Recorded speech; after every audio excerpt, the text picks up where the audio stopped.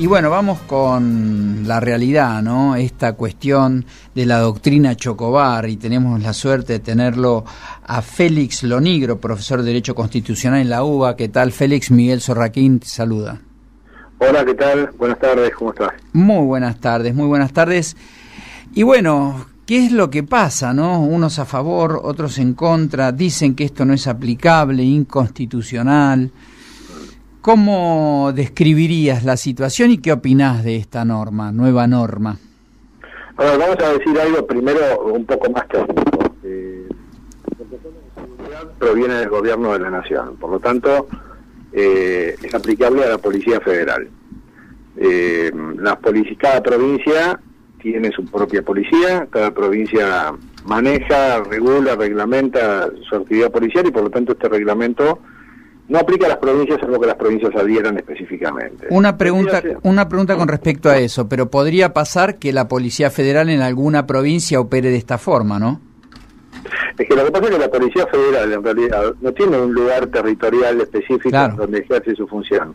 Se ocupa de determinadas cuestiones por ejemplo, narcotráfico, operativos de narcotráfico, contrabando, se ocupa de determinadas cuestiones en cualquier punto del país. Uh-huh. O sea, hay que hacer un operativo de narcotráfico, un operativo en Salta, donde va a intervenir la Policía Federal. No aplica esto a los delitos a los que la gente, o sea, este protocolo de seguridad, salvo que las provincias adhieran, no puede avanzar sobre los delitos que la gente sufre a diario, como por ejemplo un robo, una violación, ¿no? Claro. Porque esas son cosas que corresponden a la policía de cada provincia. De local, digamos.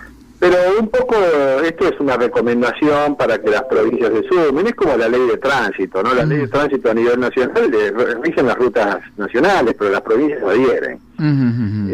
Bueno, dicho esto, ahora la cuestión es determinar si efectivamente esto tiene algún sesgo o vicio de inconstitucionalidad. Yo la verdad, me parecen, yo estuve leyendo la sentencia de Gallardo, que es el juez de la Ciudad de Buenos Aires que declaró la inconstitucionalidad de este protocolo, y la verdad es que las generalidades, las generalizaciones y las ambigüedades propias de un juez como Gallardo, que hace política desde los estrados judiciales y que no tuvo mejor ocasión de encontrar un escenario, una denuncia hecha por legisladores de la izquierda, legisladores con los que él comulga desde el punto de vista ideológico, porque quienes conocen su despacho, yo lo conozco por haber ejercido la profesión y de haberme tocado ver en alguna oportunidad, tiene gigantografía de Fidel Castro, de Che Guevara, es profesor de la Universidad de la Madre de Plaza de Mayo, o sea, toda una ideología.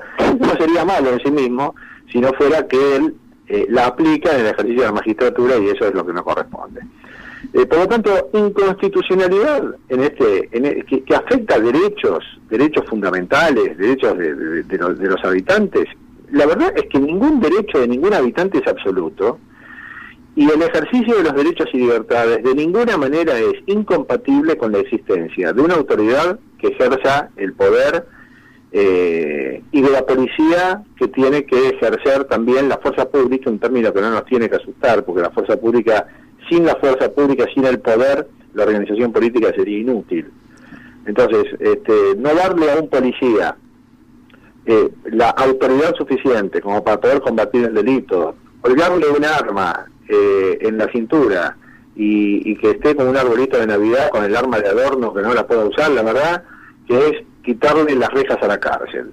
De manera que no es incompatible el ejercicio de los derechos y libertades con la existencia de autoridades que ejercen el poder. Ahora, naturalmente, el poder se tiene que ejercer dentro de los límites y dentro de parámetros racionales. Nadie espera que la Policía Federal a partir de ahora salga a los tiros por todos lados con la gente, porque esto no es así ni puede ser así. Uh-huh. Pero una cosa es decir que una cosa es sacarle el arma a la policía, como se pretendió durante el kirchnerismo, y otra cosa, el otro extremo, es que la policía salga a matar gente por todos lados. O sea, ni una cosa ni la otra. Claro. Además, si yo no entiendo mal, en este tipo de casos que tienen una mirada de un juez, porque hay intervención cuando un policía reprime de una forma o hay un hecho delictivo en la calle, hay una intervención de un juez, y ahí se analiza cómo fue todo el proceso para determinar si obró bien o obró mal, en la actualidad digo, ¿no? O sea, podría pasar que alguien dispare de una forma determinada y que por las circunstancias en las que está se digan, bueno, hizo lo que tenía que hacer, se defendió, corría riesgo su vida. O sea que, en el fondo, los jueces de alguna forma ya tenían esta posibilidad, ¿no? Pero por supuesto, ningún policía escapa a una investigación judicial después de, en ejercicio de sus funciones, haber quitado la vida de otra persona. Sin lugar a dudas que, inclusive el mismo protocolo, este protocolo de seguridad, contempla la posibilidad de que si el policía, al utilizar un arma de fuego en los supuestos que están allí previstos, le quita la vida a un delincuente, tiene que poner todo a disposición de la justicia para que se inicie la investigación correspondiente para saber si efectivamente había en ese caso un riesgo inminente para su vida o para la de terceros, o si se estaba fugando, etcétera. O sea, eso ya ocurría, como ocurrió con Chocobar, como pasa con Chocobar, y también pasa ahora. O sea, yo creo que este protocolo lo que tiene es una suerte de intención de decirle a la policía: ustedes usen las armas si lo consideran necesario, y en última instancia nadie los va a criticar por haberlo hecho, y de última, si hubo un exceso, la justicia lo va a investigar, pero por lo menos el policía ya no va a actuar con eso de que no puedo hacer nada porque me lo impide la autoridad, porque me lo impide la reglamentación. Entonces nadie va a quitarle a los jueces la posibilidad de intervenir, y cada caso se analizará en particular, pero por lo menos como regla general se empodera a la policía, para que la policía no se sienta impotente, de que alguien le dé una palmadita en el hombro y le diga: mire, si usted tiene que defenderse, o si un delincuente se está fugando, o si está poniendo la vida de un tercero en peligro, y bueno, dispárele. Está claro. Pero no nos tenemos que ir a los extremos en esto. Sí, no, aparte creo que hay que tomar conciencia de que si hay un policía, alguien que quiere delinquir tiene riesgo, ¿no? Cosa que ahora parecería que no. No hay temor a la policía. O sea, yo siempre pienso lo siguiente: ¿quién es más poderoso en la Argentina? ¿Quién tiene más poder en la Argentina? ¿Un ciudadano como nosotros que andamos de aquí en la calle? ¿Un policía o un delincuente? Es indudable que el delincuente tiene más poder que cualquiera de los otros dos. Sí, es así. Y bueno, y por eso algo hay que hacer para que la estructura cambie, y de esa manera proteger a toda la gente en la sociedad. De ahí a decir que vamos al fascismo, lo de Elisa Carrió es una cosa inexplicable. Una mujer racional, pero que evidentemente en algunos aspectos patina, como en este, indudablemente, ¿no? Félix, buenas tardes, lo saluda Patricio Patat. Quería saber, ¿qué le diría usted a esa gente que ahora sale en los medios o en cualquier lado y dice que ahora va a haber que tener cuidado, no se va a poder correr por las plazas porque si hay un policía te van a disparar por la espalda? A ver, ¿qué es lo que yo le diría a esa gente? Lo primero que me preguntaría: ¿pero ustedes qué quieren? A ver, es decir, ¿qué pretenden respecto de la autoridad? Porque no he visto que toda la gente que ahora se asombra o le agarra como un temor súbito por esto, haya manifestado públicamente el mismo temor cuando son los delincuentes los que andan dando entre nosotros, rodeándonos, masacrándonos, lastimándonos, matándonos, ¿no es cierto? O sea,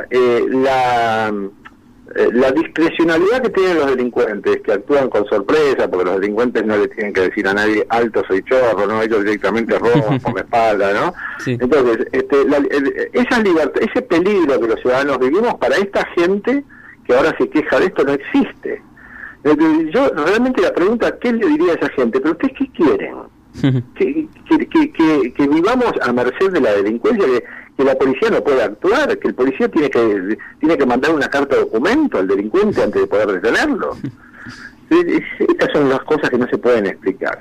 Y son miedos infundados. Esto de que ahora todos los policías, uno corre por la plaza y le va a disparar por la espalda, es toda una fantasía, ¿no?